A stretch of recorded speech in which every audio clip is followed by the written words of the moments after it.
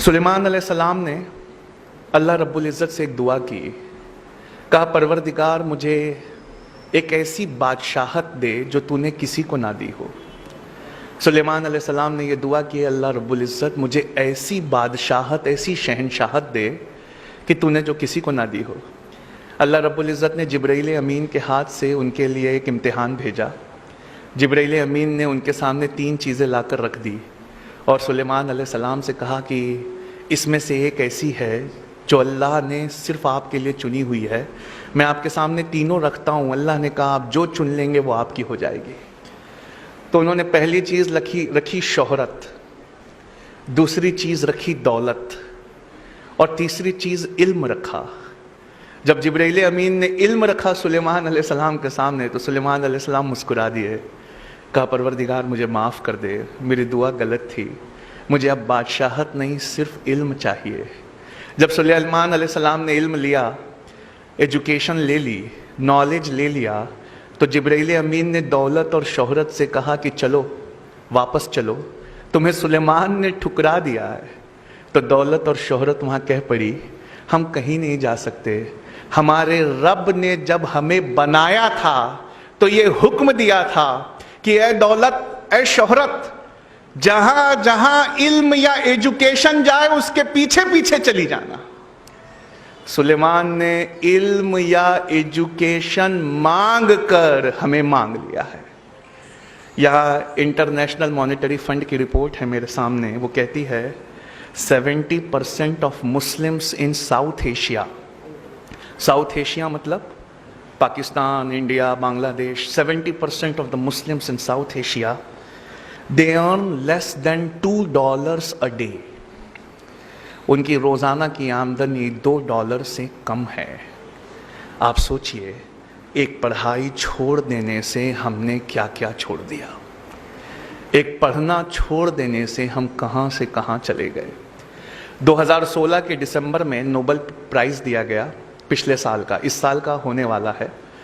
2016 के दिसंबर में जब नोबेल प्राइज़ दिया गया तो एक जापानी बायोलॉजिस्ट थे, उनका नाम है योवोशुरा ओशिमी। इनको नोबेल प्राइज़ फॉर मेडिसिन दिया गया, नोबेल प्राइज़ फॉर मेडिसिन।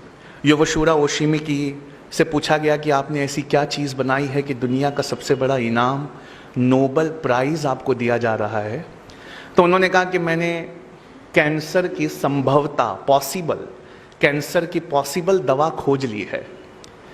तो दुनिया ने बड़ा ज़ोर से उनका स्वागत किया, कहा आपने कैंसर की दवा खोज ली? कहा नहीं, दवा नहीं, लेकिन एक क्योर, एक प्रिकॉशन मैंने खोज लिया है। तो दुनिया ने पूछा बताइए ऐसा क्या किया जाए जिससे कैंसर नहीं होता। तो उन्होंने कहा कि जब हम भूखा रहते हैं और हमारी बॉडी के न्यूट्रिएंट्स ख़त्म होने लगते हैं, जब हम भूखा रहते हैं तो हमारे जिस्म के सड़े गले हिस्से को हमारी बॉडी खाने लगती है। जिस्म के सड़े गले हिस्से को हमारी बॉडी खाने लगती है। इसे ऑटोफैगी कहते हैं। अगर आप चाहते हैं कि आपके जिस्म के अंदर के गलीच हिस्सों को, सड़े गले हिस्सों को आपका जिस्म खा ले तो आपको भूखा रहना चाहिए। ये खोज मैंने की है। जब बॉडी ऐसे हिस्सों को खाने लगेगी तब कैंसर का क्वांटम या परसेंटेज कम हो जाता है। कहा डॉक्टर योवोशुरा ओशिमी, एक इंसान को साल भर में कितने दिन भूखा रहना चाहिए कि उसमें कैंसर ना पाया जाए? तो उन्होंने कहा 20-25 दिन, तकरीबन 9 से 10 घंटे भूखा रह जाए अगर, तो उसकी बॉडी उसके हिस्सों को खा लेगी, उसे कैंसर नहीं होगा। या रसूल अल्लाह सल्लल्लाहु अलैहि वसल्लम, आज समझ में आया आपने मोमिन पर रोज़े फ़र्ज क्यों किए। आज समझ में आया।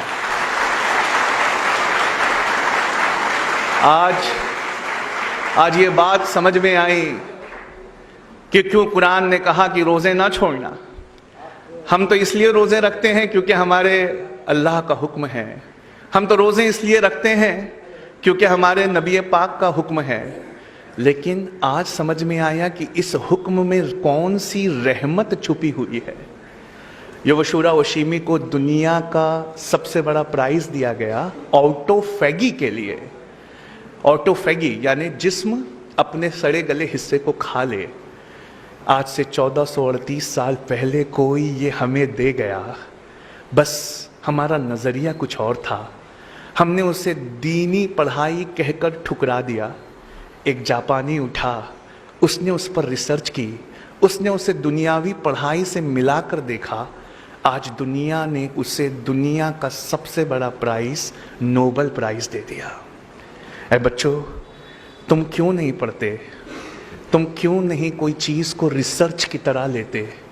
तुम क्यों नहीं कोई चीज़ को उस तरह देखते जिस तरह देखे जाने का हुक्म है? अल्लाह रब्बुल इज़्ज़त कुरान में फरमाता है, तुम गौर क्यों नहीं करते कि अल्लाह ने ये कायनात कैसे बनाई है? हम में से कितने हैं जिसने ये गौर किया? मेरा ज्योग्राफी का क्लास होता है दिल्ली में, वहाँ मैं रॉजर बेकन को हमेशा कोट करता हूँ। सर रॉजर बेकन ये एक बहुत बड़े साइंटिस्ट थे, 12th सेंचुरी के, यूरोप के फादर ऑफ साइंस कहा जाता है इन्हें। इन्होंने साइंटिफिक रिवॉल्यूशन लाया था यूरोप में। अब मैं इनका एक बहुत प्यारी चीज़ आपको सुनाता हूँ। सर रॉजर बेकन कहते हैं, बेशक थोड़ा साइंस और थोड़ी फिलॉसफी हमें अल्लाह से दूर ले जाती है। थोड़ा साइंस और थोड़ी फिलॉसफी हमें ईश्वर या गॉड से वो दूर ले जाती है, पर बहुत सारा साइंस और बहुत सारी फिलॉसफी हमें खुदा के बेहद करीब ले आती है। अगर मैं आपसे पूछूं कि क्या अल्लाह है, तो आप में से अक्सर और बेशतर लोग कहेंगे हाँ है। पर अगर मैं आपसे दूसरा सवाल करूं, उसका क्या सबूत है कि अल्लाह है, तो आप कहेंगे बहुत सारे लोग ये ईमान का मसला है, हमारा ईमान मजबूत है। लेकिन अगर कोई मुझसे पूछे कि अल्लाह है, इसका क्या सबूत है, तो मैं कहूँ कि ये सबूत तो इसी टेबल पे रखा हुआ है। कहा कैसे? 7th स्टैंडर्ड में टीचरों ने पढ़ाया था साइंस की क्लास में, 7th ग्रेड में, ऑक्सीजन सपोर्ट्स बर्निंग। ऑक्सीजन जलाने में मदद करता है। आपने वो एक्सपेरिमेंट किया है ना, कैंडल वाला? एक कैंडल को रखिए, आग लगाइए, उसके ऊपर कुछ ढक दीजिए, जब ऑक्सीजन खत्म होगा तो कैंडल भी बुझ जाएगी। तो ऑक्सीजन सपोर्ट्स बर्निंग। और नासा से पूछा कि कौन सा फ्यूल यूज़ करते हो अपने रॉकेट्स में, रॉकेट में ऐसी कौन सी चीज़ यूज़ करते हो कि रॉकेट आसमान में चला जाए? तो वो कहते हैं हाइड्रोजन। कहा hydrogen is the most combustible substance on earth. Hydrogen bomb भी दुनिया के सबसे ताकतवर बॉम्ब में से एक होता है, यानी एक अति ज्वलनशील है। एक जलता ऐसे है कि रॉकेट को ले जाए या पूरा का पूरा टाउन बर्बाद कर दे, हाइड्रोजन। और एक भड़काऊ है, ऑक्सीजन। एक जलाऊ है, एक भड़काऊ है। अल्लाह ने कहा कुन फयकून हो गया, H2O हो गए। दो भड़काऊ एक जलाऊ जब एक साथ आए तो बुझाने का काम कर रहे हैं। H2O क्या है? 2 हाइड्रोजन है, एक ऑक्सीजन है। क्या हमने कभी अपने पानी को इस नजरिए से देखा है? क्या हमने उसमें कभी अपने रब की रबूबियत को तलाश किया है? एक इतना ज्वलनशील है कि रॉकेट्स को आसमान में ले जाता है, और एक ऐसा है जो जलने में सपोर्ट करता है। अल्लाह ने कहा कुन, एक हो जाओ, फयकून, एक हो गए, बुझाने का काम कर रहे हैं। मतलब प्रॉब्लम हमारे नज़रिए में है।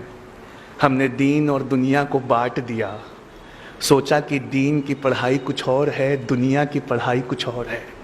दरअसल ऐसा नहीं है। इस्लाम में सब्जेक्ट के हिसाब से दीन और दुनिया की पढ़ाई नहीं को तकसीम नहीं किया जा सकता। इस्लाम में सब्जेक्ट के हिसाब से एजुकेशन को सेग्रीगेट नहीं किया जाता। इस्लाम में नीयत के हिसाब से पढ़ाई को सेग्रीगेट किया जाता है। एक एग्जांपल देना चाहूँगा। मान लीजिए हम में से कोई आलिमत का कोर्स कर रहा है, वो कुरान और हदीस पढ़ रहा है, लेकिन उसकी नीयत ये है कि मैं बड़ा होकर कुरान और हदीस सुनाकर पैसे कमाऊंगा।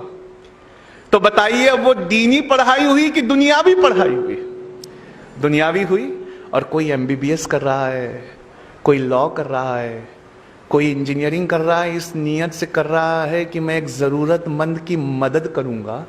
तो क्या ये दीनी पढ़ाई हुई कि दुनियावी पढ़ाई हुई? ये दीनी पढ़ाई हुई। मतलब साफ है बच्चों, जो आप पढ़ रहे हो उसमें एक अच्छी सी नीयत जोड़ लीजिए।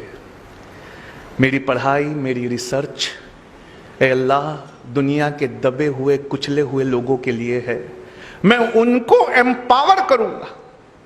डॉक्टर नॉर्मन बोरलॉग ने जब पहली बार ड्वार्फ वेराइटी ऑफ वीट की खोज की थी ग्रीन रिवॉल्यूशन में, डॉक्टर नॉर्मन बोरलॉग ने जब पहली बार गेहूं खोजा था जो दुनिया की भूख मिटा सकता था, तो दुनिया ने डॉक्टर नॉर्मन बोरलॉग से यह कहा था, फादर ऑफ ग्रीन रिवॉल्यूशन से, कि आप जितना सोना मांगे हम उतना सोना देने के लिए तैयार है, जितनी दौलत मांगे हम उतनी दौलत देने के लिए तैयार है, बताइए आप क्या चाहते हैं।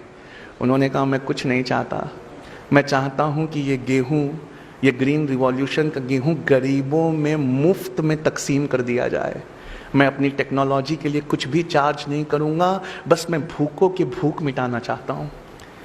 क्या आजम कैंपस में आज कहीं किसी बेंच पर एक डॉक्टर नॉर्मन बोरलॉग बैठा है क्या?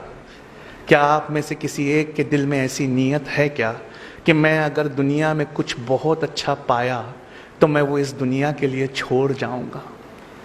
आपकी नीयतें हैं जो अल्लाह के सामने आपके हिसाब में मदद करेंगी। बुखारी की पहली हदीस अल अमालु बिन्निया है, अमल का सारा दारोमदार नीयत पर है।